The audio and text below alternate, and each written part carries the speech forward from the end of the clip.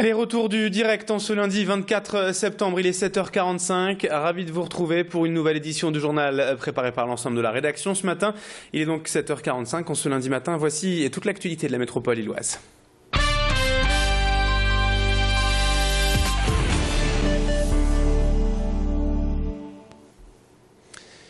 Et à la une de ce journal, le football, tout d'abord avec une nouvelle déception pour le LOSC hier soir en championnat de France de Ligue 1. Face à Lyon, au Grand Stade, les Dogs ont encore dû se contenter d'un match nul malgré une prestation encourageante hier soir. Ils auraient même très certainement d'ailleurs mérité de l'emporter après avoir ouvert le score dès la 7e minute en première période par Nolan Roux. Les Lillois ont ensuite dominé la rencontre en se montrant séduisants dans le jeu par moments, mais sans toutefois réussir à doubler la mise lors de la rencontre et se sont donc fait punir à 10 minutes de la fin par l'égalisation lyonnaise. Un nouveau résultat nul qui empêche encore une fois les joueurs du LOSC de décoller en championnat, toujours scotchés à la 12e place au classement. Prochain match au calendrier, un déplacement à Rennes vendredi soir. Dans l'actualité du week-end également, la suite du dossier des Roms dans l'agglomération. Après 6 juin, c'est la ville de Lesquin qui s'élève cette fois contre l'arrivée d'un camp dans la commune. La semaine dernière, en effet, un habitant de Lesquin a proposé son terrain à la préfecture pour accueillir ses familles roms. Mais cela ne semble déjà pas du goût des habitants et du maire, Danny Watbled, qui a de suite lancé une pétition samedi pour s'opposer à l'implantation du camp à Lesquin. On en reparle donc dès aujourd'hui dans nos prochaines éditions. Les associations de la Madeleine étaient en fête ce week-end à l'occasion de la 2e édition du village des associations. Hier, sur ces images, 38 assos étaient ainsi regroupés sur la plaine Siliam pour une journée de fête afin de mettre en avant le tissu associatif de la ville. Au programme, diverses initiations et démonstrations d'activités culturelles, sportives et humanitaires, dance country, funk, cheeky girls, chant, boxe, judo, cirque, roller ou encore lâcher de pigeons au programme. L'événement permet aussi d'entretenir le lien et le dialogue entre les associations et cette manifestation s'inscrit dans le cadre de la semaine Sport Santé soutenue par la Direction régionale de la jeunesse et des sports et a regroupé bien sûr plusieurs centaines de visiteurs. Explication complémentaire avec le maire de la Madeleine, Sébastien Leprêtre, ce week-end au micro de Mathilde Lacroix. Il y a les plus grandes associations de la ville, mais il n'y a pas de petites associations. Une association, c'est d'abord un espace de solidarité, et ça doit être reconnu comme tel. C'est aussi l'objectif. L'objectif de cette réunion, c'est de reconnaître le tissu associatif madeleinois pour ce qu'il est, pour les services qu'il rend et pour les liens qu'il tisse dans la ville. Il y a un autre objectif que je voudrais évoquer, c'est celui qui consiste à créer du lien entre les associations elles-mêmes. Parce que souvent, les associations, elles sont dans leur créneau, dans leur credo, et là l'objectif c'est aussi qu'elles puissent apprendre à se connaître, à se reconnaître, voire éventuellement à travailler ensemble.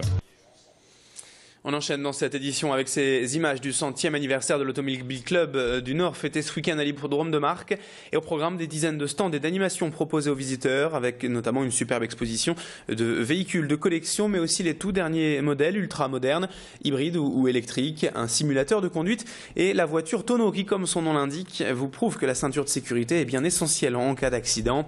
L'Automobile Club souhaite ainsi démontrer par là sa vocation pédagogique pour toujours plus de prévention et de sécurité routière via des activités ludiques.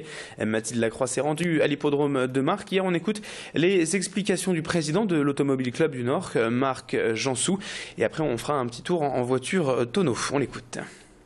Ça, ce sont des outils de formation. On utilise ça très régulièrement dans les collèges, dans les lycées, dans les collectivités territoriales, dans les usines. On a donc un simulateur de conduite 4 roues, un simulateur de conduite 2 roues. Bon, c'est vrai que ça fait un petit peu jeu vidéo, donc ça plaît beaucoup. Alors le but de cette machine, c'est de montrer aux gens l'intérêt du port de la ceinture. Donc vous l'avez vu après pour l'avoir testé, qu'une ceinture c'est efficace quand même. Le plus important, c'est de la serrer au niveau du bassin, bien la placer, surtout de ne jamais la tordre pour qu'elle soit à son maximum d'efficacité.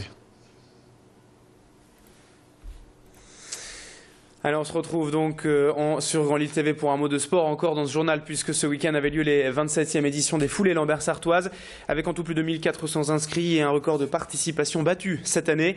4 courses étaient au programme, le 2, le 5, le 10 km et le semi-marathon, soit 21 km. Une course très familiale, très conviviale dans l'ensemble, loin de l'esprit de compétition exacerbé des grands marathons, mais qui n'empêche pas tout de même certains coureurs avertis de participer, comme le vainqueur du semi-marathon, Irba Lacal, arrivé en 1h08 minutes, ou Jamel Bachiri, le Tourquenois qui a remporté le 10 km. Loin derrière ses champions, on retrouvait les coureurs du dimanche, bien sûr venus profiter de la fête et s'essayer à la course. Explication avec le vainqueur du semi-marathon au micro de Mathilde Lacroix.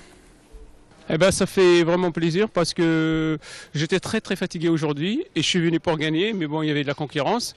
Et l'année dernière, j'avais fait deuxième en sachant que je me suis blessé, donc je suis revenu pour prendre ma revanche pour gagner la course. C'est une joie, c'est une victoire, c'est une continuité sur le travail que je fais tous les jours à l'entraînement. La course à pied, pour moi, c'est ma vie tout simplement. Donc je suis né pour courir. C'est un plaisir avant tout et c'est un travail après. Allez, on termine maintenant ce journal avec du rugby et les filles du LMRCV qui reprenaient ce week-end les pelouses du championnat de top 10. Les Villeneuvoises recevaient Bobigny et l'ont emporté 27-23 dans un match à rebondissement, car même si elles avaient bien entamé la rencontre en inscrivant 3 essais rapidement, les filles du LMRCV sont ensuite fait peur en laissant les Parisiennes revenir dans la partie et même mener d'1 point à 1 minute de la fin du match. Mais heureusement, un ultime essai de la nouvelle recrue Shannon Izard a permis aux Villeneuvoises de remporter ce match de reprise. Score final 27-23. On écoutera dans nos prochaines éditions la capitaine du LMRCV, forcément satisfaite après cette première victoire. C'est Jimmy Hutchon qui était hier pour nous au film donc de cette victoire du LMRCV. 7h51 sur Grand Lille TV. On se retrouve dans un instant pour la météo et pour l'info au trafic. Excellente matinée à toutes et à tous.